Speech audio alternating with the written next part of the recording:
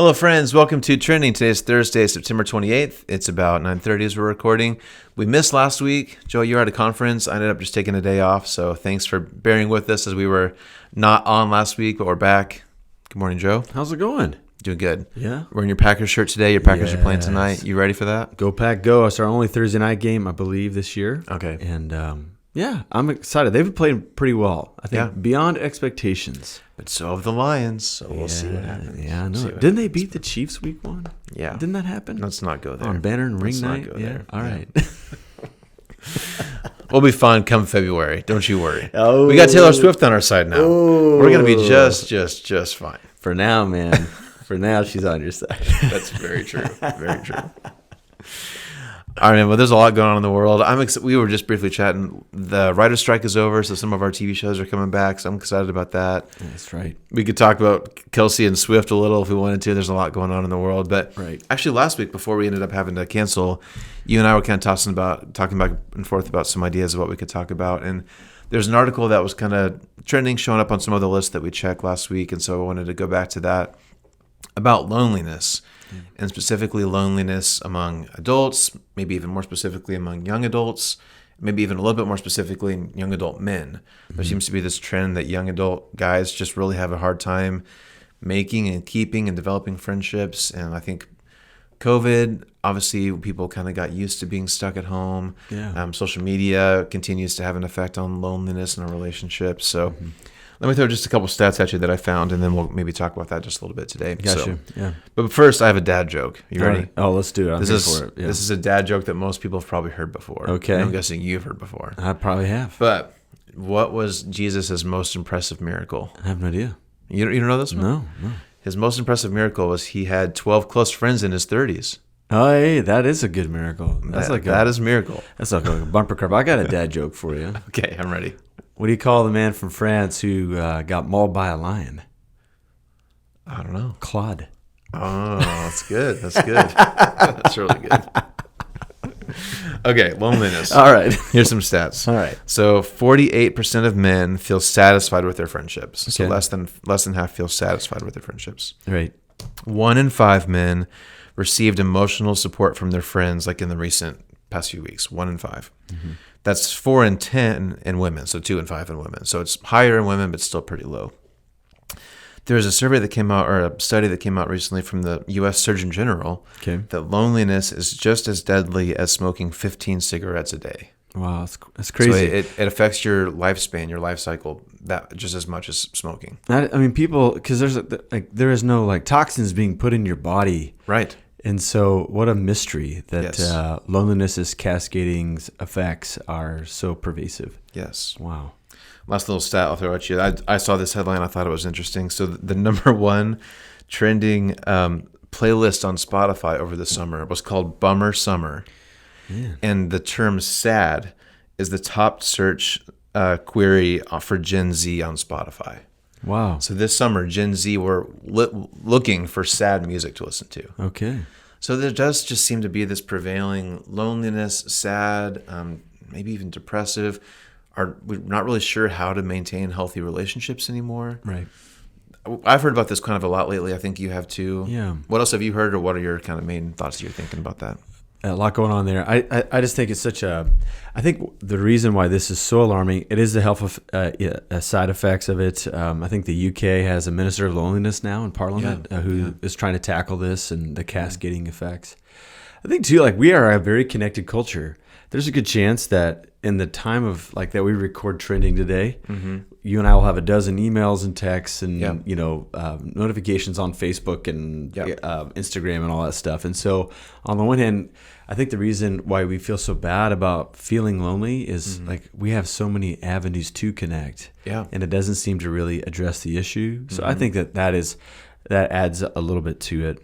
I do think we just understand that being alone, there's just something odd about it.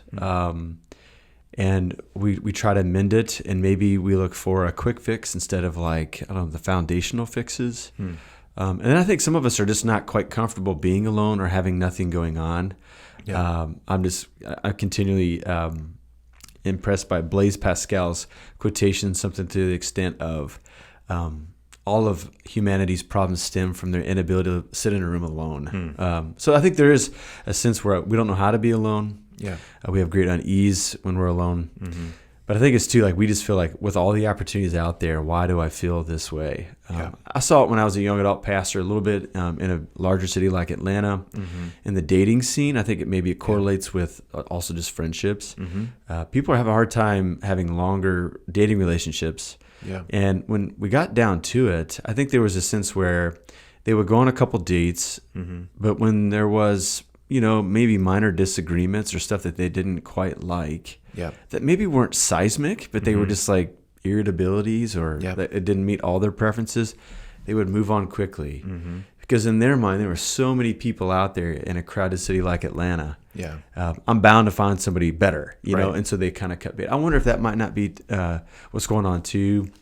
I think there's a sense where we have lost or we've atrophied the skills of real friendships. Someone doesn't have to totally be in agreement with us to be our friends. And so maybe we need to reevaluate the values of friendship and relationships so that we can have a better chance at having one that sticks around for a long time. I don't know. So there's just a couple of thoughts that I have on the surface of the conversation. This is nothing new, but I remember, I think it's been a thing for probably generations now where young adults struggle to find their community or their friendship. Because I just remember when I was fresh out of college, for 12 years of school plus 4 years of college, if you go to college, you have built-in friends around you literally all day. For 16, 18 years of your life, you're just constantly surrounded by people your own age that you at least have some things in common with. And all of a sudden, a lot of people end up moving after college to a place they don't know, and they're just kind of thrown into the world where you don't really have that structured friendship anymore. Right. And all of a sudden, you're just by yourself, and it can be hard. And I think I read an article too that, generations ago, church and religion was just way more part of American culture. So you probably went to work and then you probably were involved with the local church. And hopefully this isn't true for our audience, but a lot of people just aren't plugged into churches anymore. So that as that institution has become less important in American culture, there's one less way to find friends, find community. I do think COVID had a big part. I think a lot of us just those 1, 2, 3 years had a big impact on us, and we're having trouble getting back into the real world again. So I think everyone agrees it's a problem, like it's an emotional problem, mental problem, and a physical problem, like we talked about. So I guess kind of two questions we can wrestle with the rest of our time here today. What can we do about it? Right. What are some small incremental things we can do to improve it? And do you have any, your trademark Joe, biblical, philosophical side that we can toss into this? Wow. There's so much. I think that this is an opportunity for the church to speak a better word. I remember being a part of a church. We did a friendship sermon series at one point, and in the research of it all, we discovered that the church used to have a pretty common ceremony called a friendship ceremony. So they looked at an example like David and Jonathan, who they should not have been friends. Right. There was just so much drama and scandal in the rivalry between David and Saul, Jonathan's dad, that their friendship had to have been tenuous, scandalous, very risky, right? But there's these great statements of they loved each other's souls, and there's a lot maybe to unpack there in the original language of the Hebrew. But whatever it is, there's a sense where churches knew that people came together, and when you had a common experience with Jesus, you would have a lot in common, and therefore you would have a great go at friendship. Yeah. And the church used to be a place where it's major connecting factor was not, our family goes to church, and where a lot of times the American church is family units, and we even have that conversation on church staffs, how many families, or is there a family ministry suitable for the modern family today? I think what we see going back to now is that kind of just leaves a whole lot of people out. If they don't belong to a nuclear family where they could go to church as a family, does that leave them out? Yeah. Is it advantageous for us to say, no, a church is the whole family of God? And I like the way that Bishop Todd Hunter says it, that the cooperative friends of Jesus. That's what a church is. It's you're a friend of Jesus, I'm a friend of Jesus, and many others are. And that's the basis of how we connect with one another. Yeah. And so I wonder if there isn't a chance for us to kind of go back to one of these ceremonies and say, and we don't have to do them officially, but to say, we have this great lineage of people finding one another and being have a bond of friendship for the rest of their life. I mean, in some of these like ceremonies, there's like this evidence where they would like come before the church and they would vow to be friends with one another, even exchanging a ring. Like it almost seems like a modern marriage service. But it was deeper than that. It was, no, I want to enrich your soul. You will enrich my soul. Kind of the whole Ecclesiastes 4 thing. 2 are better than 1. The cord of 3 strands is not easily broken. Yeah. There's a sense where that really wasn't like a marriage blessing initially, but it was like, no, just the basis of community. And so I do think that we have a chance. We have a theological advantage. I think we've got, we meet together all the time, quite frequently, in an array of events and an array of life experiences. There's a better chance for people to become friends here than many other communities or opportunities within our culture. And so I just think that's something that the church needs to get better at. Yeah. One of the sad realities is that because of how combative our culture has become, like a lot of these divisions even boil over within church life. And that's just a sad scenario where people split ways very easily, not just outside the church, but also inside the church. Yeah. And so we just got to recover, I think, the gifts of extending grace to one another, learning how to forgive one another, keep short accounts and not split over petty things, and learn how to just have guts in regards to relationships that we have with one another. Yep. 2 more quick thoughts I had. I'll toss back to you to kind of close it up here. But I was listening to a podcast just this week where the topic of loneliness came up, and they just brought up the point that in our world today, it's very possible for you to hop in an Uber, and you can in an Uber now you can even say, I don't really want to talk while I'm driving. So when you get an Uber, you can say quiet ride or whatever. So you can get in the car, not talk to the person. You can go to a restaurant, do contactless ordering, order it yourself, pick it up yourself. You could go in and out of a restaurant without talking to anybody. Go to the grocery store, do self checkout. A lot of our jobs, people are either working remote or they could go in and out of their office pretty easily and not really talk to anybody. Even at church, like if you do come to church, if you want to, it'd be pretty easy for you to walk in, sit in the back, walk out. So we've kind of created this culture where we value loneliness, I guess, because I think we're kind of increasingly making these kinds of systems where you don't have to talk to anybody, you don't have to interact with anybody, you can be totally independent. And even if I'm honest, that's kind of my preference. Like if I go to the grocery store, I don't really want to talk to anybody. I kind of want to get in and out as soon as I can. And if I'm running into Panera or somewhere, I do usually do the contactless thing just because I kind of want to keep moving. But they were talking about them as that becomes more and more the norm.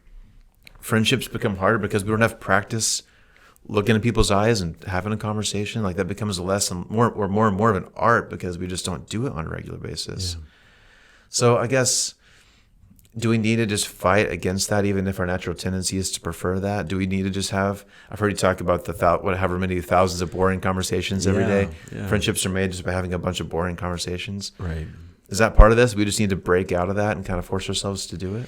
I think we all have a different quotient of what connection looks like. I'm a little more extroverted. I like to talk to people all the time, and that's just me being weird. I think the older I get, the more I do that, and I remember like my parents doing that, and, like, to complete strangers and feeling uncomfortable. But I think it's something you do with age. Perhaps you just a little more open. So I think we need to decide, what does enough friendship connection look like? For some, that might just be 2 or 3. For some, that might be they're more like the cocktail party socialite where they like to have 30 surfacey friendships. Yeah. And let's not bemoan the other option. Let's not say, boy, Matt doesn't know how to go deep with people. He likes 30 connections, or Joe, boy, he just has a couple friends. Maybe there's something wrong with him. Like I just think that we've got to decide for ourselves what that looks like. I think we also need to decide, like in regards to a friendship, I'm going to vow to be the best friend I can to this person, even if it means I outpace them in the way that they are a friend to me. Yeah. And there might be a vulnerability there, but as C.S. Lewis tells us, like there's always a vulnerability in love, because you could have your heart out in the open and it could get crushed. But if you don't do that, then you won't experience the depth of intimacy when it does work. Yeah. And so I've just been so thankful. There have been many people at our church, or many people in our life, I mean, not to go into great detail, but just with the shape of Ginger being sick for nearly 3 years now, there have been people who have just continued to pursue us. They find unique ways to try to connect with us, even though it's hard for us to get out and about. They've just gone the extra mile, and it's like, this is the beauty of humanity. Like these folks won't be denied. Like they want to be friends, with us, and I think that's great. It's been very helpful, and so it just kind of shows me once again there's great potential if we just keep showing up. Yeah. If we're let down, like don't linger. Try to keep short accounts. Yeah. Clear the air if you need to in the most calm way possible. Because I do think that you get on the other side of the initial connection, working through a couple things. You get into like the sunrise of a great friendship. I say what it's good for the soul. And in this regard to like loneliness, I went to a great lecture by Kelly Flanagan. He's a psychologist, and he talks a lot about just the development of our soul. And he's got this idea of how there's like an inner gathering of many selves we have of ourself. It kind of reminds me of the Inside Out Pixar film. Yeah. There's just several selves that kind of help shade our human experience. He says that we do have a loner self that is our true self. We experience trauma in our life, and we have to deal with that alone. Yeah. And there's a sense where we don't want to tell people about it because we don't want to chase them off. We also believe that they won't understand. And so there's a sense where there's a part of every person that we meet who is a loner self, and this is essential to who they are. Yeah. That's not all who they are, but that's a piece of who they are. And I think it'd be worth us going on an investigation of what do I do when I want to be alone? What's healthy about it? What's unhealthy about it? Yeah. And cherish the healthy things about it because it does help us to metabolize the pain in our life. What's unhealthy about some of those patterns, I think we should seek help. Maybe that low grade of just confiding in somebody, or if it's something that we know a friend of ours can't help us with, let's escalate that to someone who's been trained to help us with the trauma, like processing that trauma in our life. So I think that's been kind of a helpful thing for me to hear lately. Yeah. And at some point, again, this is easier for some people and harder for others, but I think at some point, it's helpful to take a risk and just try something, right? Like if you are kind of in a spot where you don't have a great social circle, sometimes it's up to you to go put yourself out there a little bit and just try, right? Yeah. And last thing, we'll kind of wrap up here, but I've been really impressed the past, couple months. I've met 2, 3, maybe 4 people who are new to Ridgepoint. They found us online. They drove by, randomly kind of stumbled across us. They didn't know anybody here. They walked in the doors, and they are very slowly but surely kind of putting themselves out there and getting to know people. And it's been a long time since I've been in that position in a church. And I just respect these people so much who, by themselves, walked into a building where they knew no one, and they're trying to find community, find connection, right? And so I guess I'm kind of inviting people, if you are in that season, there's a lot happening here for whatever age and stage you're in. Like there's a lot happening here, and we would love to help you get plugged in. Like this can be a spot where you can have some community. Yeah. And so I'm impressed with people who have done it. And if you're on the fence and you would like more community, I really think we can help provide that for you. So if you need that, this is a good place to start, I'd say. And I guess the parting word I would say is I feel like connection happens when you feel the equal parts. It doesn't have to be verbatim equal, but you feel on both sides where you can be counted on. Yeah. And you can count on others genuinely. Yeah. I think that's maybe where friendships break down too, where it seems to be like a one-way street. You got someone who needs a lot, and someone who gives a lot. Yeah. And at some point that just gets exhausted and it just falls apart. But if there could be equal parts of, I feel like this person's counting on me because of this, but I know I'm counting on him for this.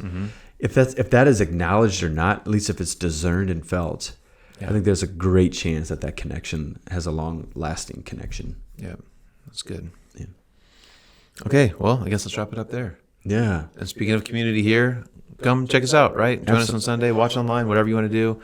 We'll be back here next week, but if you're looking for a place to get plugged in, we'd love to get to know you here on Sundays. So yeah, man, sounds good.